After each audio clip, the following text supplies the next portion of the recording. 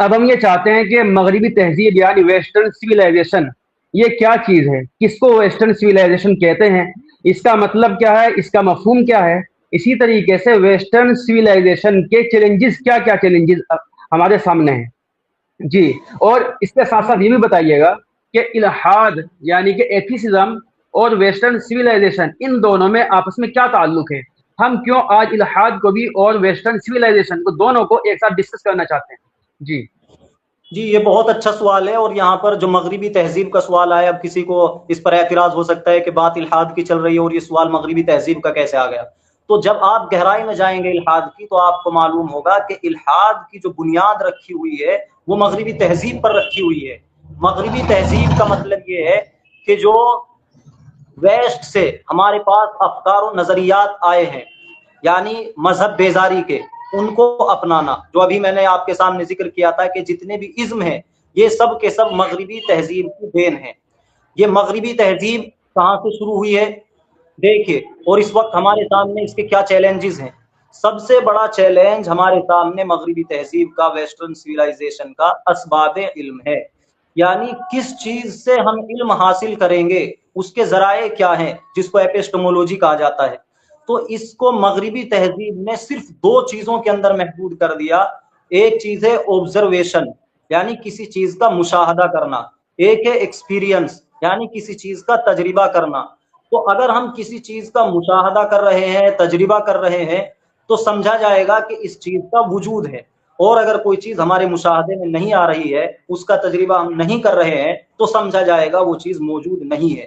اب جب یہ مغربی تہذیب نے تعلیمی نظام کی شکل اختیار کی اور اس کی علمیات میں یہ اصول پڑھائے جانے لگے، اور بچے بچے کے ذہن میں یہ بات بٹھا دی گئی کہ صرف اس چیز کو مانا جائے گا جو مشاہدے میں ہو، جو تجربے میں ہو، تو یہاں سے اسلام کی جو بنیاد ہے ایمان بالغیب پر، یؤمنون بالغیب، یعنی قرآن ہدایت انہی لوگوں کے لیے ہے جو غیب پر ایمان رکھتے ہیں۔ خدا پر ایمان رکھنا ہے وہ غیب پر ایمان رکھنا ہے، جنت اور جہنم پر ایمان رکھنا ہے وہ غیب پر ایمان رکھنا ہے، ہم نے نبی کو نہیں دیکھا ہے ان کو ماننا ہے وہ غیب پر ایمان رکھنا ہے۔ تو ہمارے اسلام کی بنیاد جو غیب پر ہے اسی کو انہوں نے بچہ لگایا، اور یہ بات ثابت کرنی چاہیے کہ دیکھو جو چیز ہمیں نظر نہیں آ رہی ہے اس کو نہیں مانا جائے گا، لہذا جو اس تہذیب سے متاثر ہوگا۔ تو پہلا جو چیلنج ہے وہ ہے ایپسٹمولوجی کا، اسباب علم کا، جس نے غیب پر ایمان کی بنیاد کو ڈھا دیا ہے۔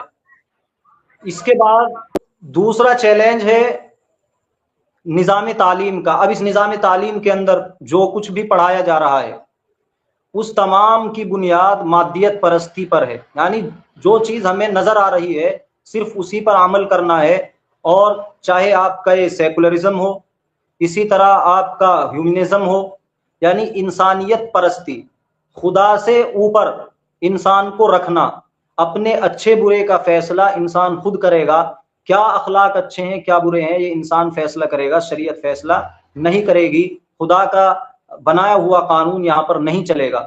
تو جب یہ چیزیں بچوں کے ذہنوں میں بٹھا دی جائیں گی اور پھر وہ خدائی قانون کی طرف نظر دوڑائیں گے، تو ظاہر سی بات ہے وہ اپنے اوپر اس کو ایک بوجھ سمجھیں گے، اور اس سے متاثر ہو کر وہ مذہب سے بیزار ہو جائیں گے۔ اسی طرح تیسرا بڑا چیلنج ہے ڈاروین کا نظریہ، نظریہ ارتقاء، جس کے اندر یہ تھیوری پیش کی گئی، دنیا کو یہ سمجھایا گیا کہ انسان یہ جانور سے بنا ہے، یعنی جانور کی ایک ترقی یافتہ شکل ہے، خدا نے اس کو تخلیق نہیں کیا ہے۔ تو جب انسانوں کے اندر یہ بات بیٹھ گئی کہ انسان خود بخود تخلیق ہو سکتا ہے، کوئی اس کو بنانے والا، کوئی پیدا کرنے والا نہیں ہے، تو اس چیز نے ان کو خدا سے بیزار کر دیا، خدا کا منکر بنا دیا۔ اسی طرح ایک بڑا چیلنج جو ابھی ہمارے اس 200 سال کے اندر اندر سمجھیں اسلام کو پیش آیا، وہ یہ ہے کہ اسلام کو طعنہ دیا جاتا ہے کہ اسلام نے دنیا کو کیا دیا، کیا اسلامی تہذیب دنیا کے ساتھ چل سکتی ہے؟ کیا آپ کوئی ایسا ملک دکھا سکتے ہیں، کوئی ایسی قوم دکھا سکتے ہیں کہ وہ اسلام کے احکام کی مکمل پابندی کر رہی ہو، اور اس کے نظریات اور اس کے فکریات اسی طرح ہر طرح کی ترقی سے وہ روشناس ہو رہی ہو اور ترقی کر رہی ہو؟ تو ایک بہت بڑا چیلنج ہے۔ یہ چند چیلنجز ہیں ہمارے سامنے مغربی تہذیب کی طرف سے۔ اب سوال یہ پیدا ہوتا ہے کہ ان چیلنجز کا ہمیں سامنا کیسے کرنا ہے، جواب کیسے دینا ہے، ان تمام چیلنجز کا مقابلہ ہمیں کیسے کرنا ہے، کس طریقے سے ہمیں بات ثابت کرنی ہے کہ اسلام ان تمام چیلنجز کا مقابلہ کرنے کے لیے تیار ہے، اور اسلام کے پاس ان تمام سوالوں کا جواب موجود ہے جو ایتھیزم کے یہاں پر نہیں ہے۔ جی جی، اس کے لیے سب سے پہلے ہمیں اس بات کی تیاری کرنی ہوگی کہ ویسٹ سے جو کچھ بھی نظریات آئے ہیں آنکھ بند کر کے ہمیں انہیں فالو نہیں کرنا ہے، اور نہ ہی اپنے اسلامی قوانین کو ان کے مطابق ڈھالنے کی کوشش کرنی ہے، جیسا کہ بہت سے جدیدیت کے مارے لوگوں نے کیا ہے کہ ادھر سے سیکولرزم آیا تو اسلامی سیکولرزم کی انہوں نے اصطلاح نکال دی۔ اسی طرح اور بہت ساری چیزیں ہیں کہ ان کو جمہوریت ہے اس کو اسلامی جمہوریہ کا نام دے دیا، یعنی انہی نظریات کو اس طرح سے پیش کیا کہ گویا اسلام کو بدل کے ان کے مطابق کر دیا جائے۔ تو یہ سب سے بڑی ہماری احساس کمتری ہے، اس سے ہم دوسرے کے ٹریک پر چلیں گے نہ کہ اسلام پر۔ تو ہمیں بنیاد سے ہی اپنا نصاب اسلامک بنانا ہوگا اور تمام چیزوں کے اندر اسلامی اصول کو مد نظر رکھنا ہوگا، اور اصولی جواب دینے ہوں گے نہ کہ فروعات پر بات کرنی ہوگی۔ مثال کے طور پر اگر کوئی اعتراض کر رہا ہے کسی فرعی مسائل پر کہ آپ صلی اللہ علیہ وسلم نے زیادہ شادیاں کیوں کی ہیں، اسلام میں مساوات کا کیا حکم ہے، وغیرہ وغیرہ، تو یہ تمام کے تمام سوالات فروعی ہیں۔ سب سے پہلے اصول پر بات ہوگی، کیونکہ جو ملحدین ہیں وہ خدا کے انکار کرتے ہیں، تو جب وہ خدا کا انکار کر رہے ہیں تو خدا کے احکام پر ان کو اعتراض کا حق نہیں بنتا ہے کہ جب آپ خدا کو نہیں مانتے تو آپ کو اس کے احکام پہ اعتراض کا کیا حق ہے۔ لہٰذا سب سے پہلے خدا پر بات ہوگی کہ آپ یہ بتائیے کہ اس دنیا کو کون چلا رہا ہے، اور ہم ان کا سوال کا جواب نہیں دیں گے بلکہ ان سے سوال کریں گے کہ ٹھیک ہے آپ خدا کا انکار کر رہے ہیں لیکن ہمارا سوال یہ ہے کہ آپ یہ بتائیے اس دنیا کو کون چلا رہا ہے، یہ اس دنیا کو کس نے بنایا ہے، کس نے بنایا ہے؟ اس کا جواب وہ زیادہ سے زیادہ وہی تھیوری اٹھا کے لاتے ہیں کہ بگ بینگ تھیوری ہوئی، خود سے یہ دنیا بن گئی، ٹھیک ہے، لیکن چلا کون رہا ہے؟ اس میں وہ کہتے ہیں کہ قوانین فطرت، لاز آف نیچر اس کو چلا رہے ہیں۔ تو ہمارا سوال ان سے یہ ہے کہ کیا کوئی بھی قانون بغیر کسی قانون کے بنانے والے کے وجود میں آ سکتا ہے؟ کیا دنیا کے اندر آپ کوئی ایسا قانون دکھا سکتے ہیں کہ خود بخود قانون بنا ہو اور وہ کام کر رہا ہو؟ لہذا یہ اصولی گفتگو ہوگی، یہاں سے خالق کا وجود کیا جائے، خالق کے وجود کو ثابت کیا جائے گا کہ جب ہم اس دنیا کے اندر غور کرتے ہیں تو ہر چیز کا ہمیں کوز، ایک سبب نظر آتا ہے، کوئی بھی چیز بغیر کسی سبب کے پیدا نہیں ہوئی ہے۔ لہذا آخر میں ہمیں ایک علت اولا، ایک ایسا سبب ماننا پڑے گا کہ جس کو کسی نے نہ بنایا ہو، جو بغیر کسی سبب کے ہو۔ اگر اس کے لیے بھی سبب کا ہم مطالبہ کریں گے تو پھر یہ تسلسل لازم آئے گا، دور لازم آئے گا، جو کہ محال ہے۔ لہذا خالق کا ثبوت سب سے پہلے دیں گے، اس کے بعد بات ہوگی کہ خالق کی صفات کیا ہو سکتی ہیں۔ ظاہر سی بات ہے جو خالق ہوگا اس کے اندر ساری کوالٹیز اعلیٰ ہوں گی، کیونکہ خدا وہی ہو سکتا ہے جس کے اندر نقص نہ ہو۔ جس کے اندر نقص ہوگا اس کا مطلب یہ ہے کہ وہ عاجز ہے، محتاج ہے، اپنے نقص کو، اپنے عیب کو دور نہیں کر سکتا۔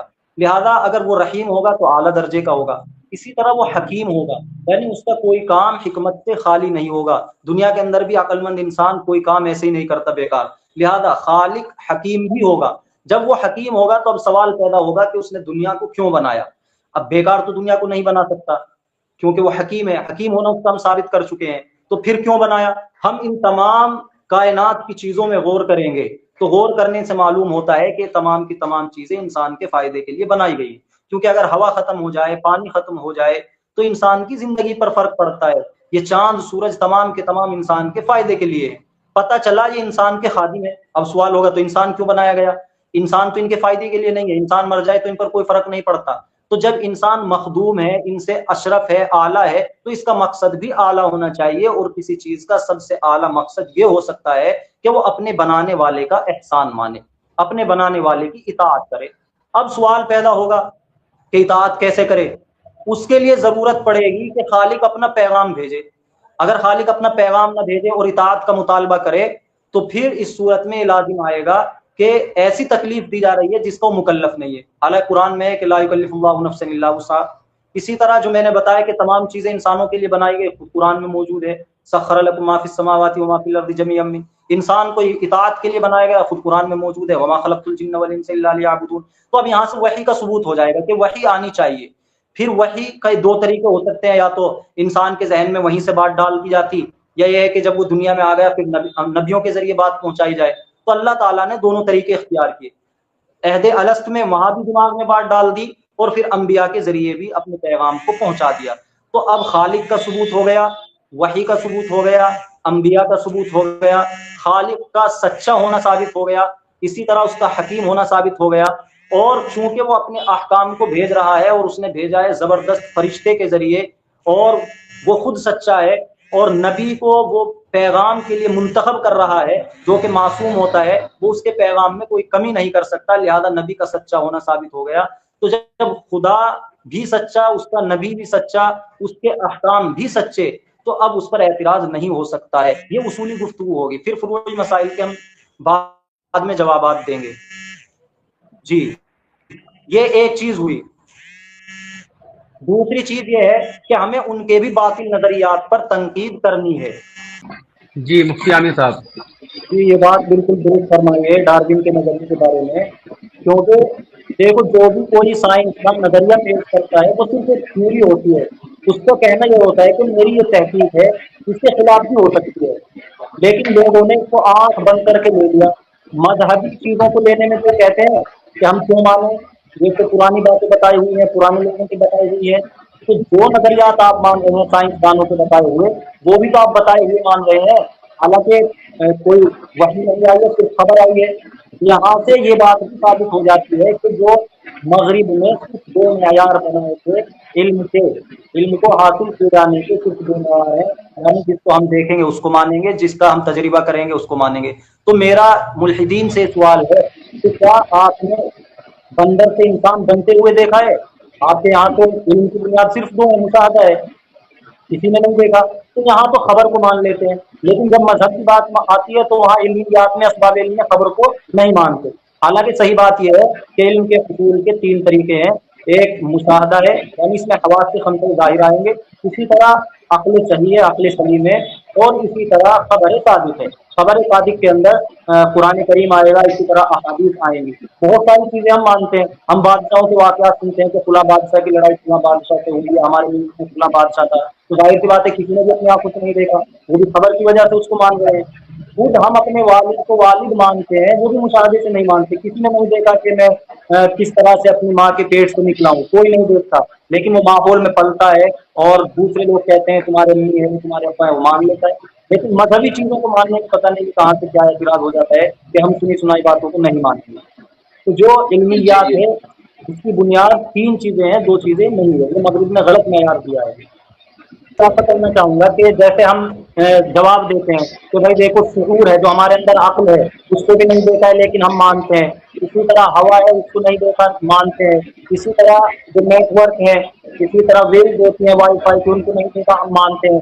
सबसे बड़ी चीज जो हमारे अंदर हयात है, रूह है, उसको सब मानते हैं कि उससे आने से इंसान जिंदा होता है, जाने से इंसान मर जाता है। तो हमें वो ये जवाब देते हैं कि देखो इन चीजों का तो हम एहसास करते हैं, इसलिए मानते हैं। तो भाई आप हवा को इसलिए मान रहे हैं कि उससे आपके कपड़े हिल जाते हैं, आपको ठंड पहुंच जाती है, तो उस खुदा को क्यों नहीं मान सकते कि जो हर कदम कदम पर अपना एहसास दिलाता है, बारिश बरसाता है, धूप निकालता है, हवा चलाता है, जिलाता है, मारता है, क्या उसका एहसास नहीं होता? इसी तरह जो इल्हाद फैलने का एक सबब है वो ये है कि इंसान को मेंटल ट्रॉमा पेश आता है, यानी वो मुश्किलात से गुजरता है, खुदा के बारे में वो बड़ी बड़ी उम्मीदें बांध लेता है, लेकिन अचानक उसके यहाँ किसी का इंतकाल हो जाए, उसकी कहीं जॉब ना लगे, तो वो खुदा को नऊजुबिल्लाह इसका दोषी करार देता है कि खुदा से हमने तो ये उम्मीद लगाई थी लेकिन हमारी उम्मीद पूरी नहीं हुई, लिहाजा वो खुदा से बेजार हो जाता है। तो इस तरह के भी बहुत सारे लोग मिलेंगे। तमाम लोग आहिस्ता आहिस्ता मजहब से एक तरीके से उकता गए हैं, मजहब को छोड़ना चाहते हैं, तो इसकी क्या वजह है कि लोग मजहब से बेजार हो रहे हैं? जी, इसकी सबसे बड़ी और बुनियादी वजह यही है कि ये मगरिबी जो तहजीब है, वेस्टर्न सिविलाइजेशन है, उससे मुतासिर है। उन्होंने जिस चीज को अच्छा इनके सामने बनाकर पेश कर दिया उसको अच्छा समझ रहे हैं। मेरा सवाल पर्दे के ताल्लुक से यही है कि जितना पर्दा मगरिबी तहजीब से मुतासिर औरतें कर रही हैं, सवाल यह है कि वो इतना भी पर्दा क्यों कर रही हैं? पर्दा तो पर्दा है, ज्यादा करें या कम करें। अगर उनको बिल्कुल पर्दा नहीं करना है तो सारी चीजें वो अपनी खत्म करें। इससे पता चला कि जितना उनको बताया गया है, जितना पढ़ाया गया है, ऊपर वालों ने जितना सिखाया है, वो उसी पर अमल पैरा है और उसी को वो अच्छा समझ रहे हैं। अगर कल मगरिबी तहजीब में ही ये बात शामिल कर दी जाए कि नहीं पर्दा इससे ज्यादा होना चाहिए, उसको कबूल कर लेंगे। तो उन्होंने इस्लाम को एक फरसूदा निजाम समझा है और तबीयत के खिलाफ जाकर वो मजहब बेजार हो रहे हैं। और इसमें एक बुनियादी वजह यह भी रहती है कि जो मजहबी लोग हैं ان کی طرف سے بھی کوتاہیاں رہتی ہیں. یعنی ایسا بنا دیا گیا ہے کہ لوگ مذہبی لوگوں کو دیکھنے سے اسلام کو جسٹیفائی کرتے ہیں کہ ان کا رویہ دیکھیں گے کیسا ہے لہذا اسلام بھی ایسا ہوگا. حالانکہ اسلامی احکام کو دیکھنا چاہیے، صحابہ کرام کی زندگی کو دیکھنا چاہیے، نبی کی زندگی کو دیکھنا چاہیے. اب بہت سارے مسلمانوں کے اندر ہی جب مذہب بیداری وہ دیکھتے ہیں تو جو نیچے کا طبقہ ہے، نوجوان نسل، وہ یہ سمجھتی ہے کہ مسلمان رہتے ہوئے ان چیزوں کو کیا جا سکتا ہے. مثال کے طور پہ جو مسلم ایکٹرز ہیں یہ کیا کیا کرتے ہیں آپ سب جانتے ہیں. تو جو ان کو فالو کرنے والے ہیں وہ یہ سمجھتے ہیں کہ دیکھو وہ بھی مسلمان ہے، ایک مولانا ہے جو نمازوں کی پابندی کرتا ہے وہ بھی مسلمان ہے. تو آسانی ایسا مسلمان بننے میں ہے، یعنی جہاں اپنے نفس کی خواہشات بھی پوری ہو سکے اور انسان مسلمان بھی رہ سکے. تو مذہب کو صرف اپنی نجی زندگی تک محدود رکھنا چاہتا ہے کہ میں زبان سے کہتا رہا ہوں مسلمان ہے، لیکن جو اس کی پابندیاں ہیں، اس کے جو احکام ہیں، ان کو اپنانا نہیں چاہتا، ان کو بوجھ سمجھتا ہے. وجہ اس کی ہے کہ مغرب کی طرف سے ایسے اصول اس کے ذہن میں بٹھا دیے گئے ہیں کہ بالادستی انسان کو خود ہے، نہ کہ کوئی اور اس کے اوپر قانون چلائے. لہذا وہ اللہ کے قانون کو بھی ایسا سمجھتا ہے گویا کہ نعوذ باللہ کوئی میرے برابر کے انسان کے قانون ہے. حالانکہ اگر اس کے ذہن میں یہ بات ہو کہ میں ایک بندہ ہوں، کسی کا بنایا ہوا ہوں، اور بنانے والے کو اختیار ہوتا ہے کہ اپنی ملکیت میں جیسا چاہے تصرف کرے، مجھے تو اس کا احسان مند رہنا ہے، تو اس کے ہر حکم کی بجا آوری کے لیے تیار ہو جائے گا. لیکن لبرلزم یعنی ایسا نظریہ اختیار کرنا کہ ہم کسی مذہبی چیز کو اختیار نہیں کریں گے، اپنی جو نفسانی خواہشات ہے اس سے اوپر اس کو رکھنے کے لیے، جہاں تک ہمارا نفس قبول کر رہا ہے، جہاں تک ہمیں لذت محسوس ہو رہی ہے، ٹھیک ہے اس چیز کو ہم لے لیں گے.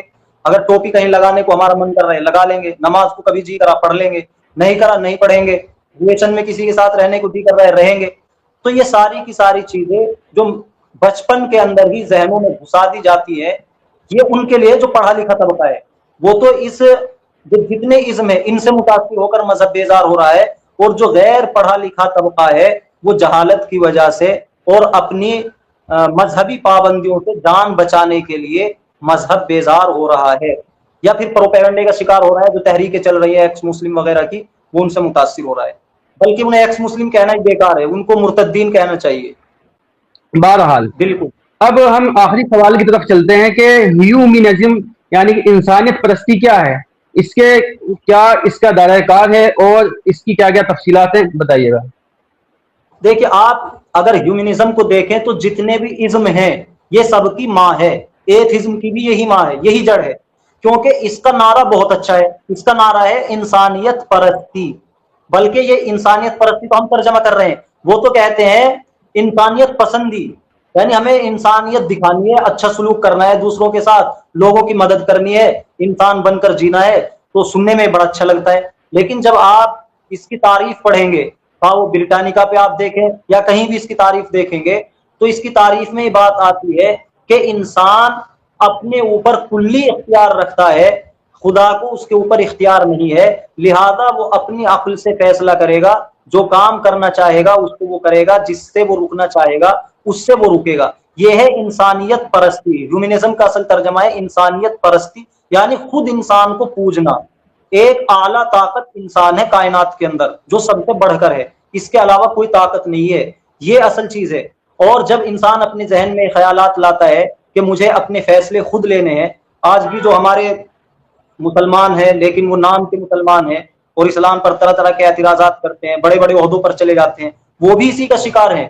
وہ کیا کہتے ہیں بار بار اپنے بیانات میں، اپنی تقریروں میں، کہ انسانیت سے بڑا کوئی دھرم نہیں ہے، ہم تو انسانیت کو مانتے ہیں. لیکن ہمارا سوال یہ ہے کہ انسانیت ہے کیا چیز؟ انسانیت کون بتائے گا؟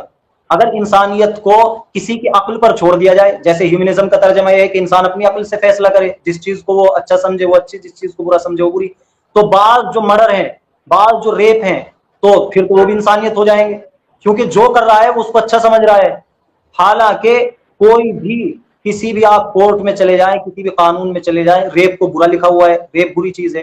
تو ہیومنزم کا جو بھی شکار ہوگا، اصل اس کی جو مذہب بیزاری ہوگی اور بغاوت ہوگی وہ خدا سے ہوگی.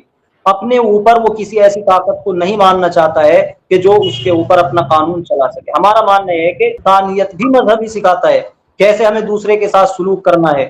مثال کے طور پر آپ نے کوئی چیز ایجاد کی، اب اس چیز کا استعمال کس کے اوپر کرنا ہے، یہ اگر ہم لوگوں کی عقلوں سے فیصلہ کریں گے تو ہر کوئی اپنے دشمن پر اس خطرناک چیز کے استعمال کو جائز قرار دے گا، لیکن اگر آپ اخلاقی طور پہ دیکھیں تو یہ درست نہیں ہوگا۔ لہذا ہمیں ماننا پڑے گا کہ ہمارے اوپر کوئی ایسی طاقت ہونی چاہیے کہ جو ہمیں یہ بتائے کہ اس چیز کا استعمال فلاں جگہ جائز ہے، فلاں جگہ ناجائز ہے۔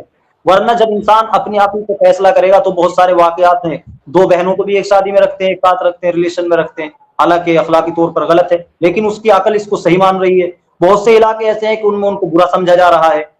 تو جو ہیومنزم ہے یعنی انسانیت پرستی، خود کو سب سے بڑا سمجھنا، یہیں سے سارا بگاڑ شروع ہوتا ہے۔ اور جو آؤٹ آف کانٹیکسٹ سوالات اٹھائے جاتے ہیں، فوراً ان سے متاثر ہو کر ان کا جواب نہیں دینا ہے، بلکہ پہلے اصولی گفتگو ہمیں کرنی ہے۔ جو آج کی اسٹریم کا خلاصہ ہے وہ یہ ہے، ملحدین کے چیلنجز کو قبول کرنے کا اور مغربی تہذیب کے جو چیلنجز ہیں ان سے مقابلہ کرنے کا، کہ سب سے پہلے ہمیں اصولی گفتگو پر توجہ دینی ہے۔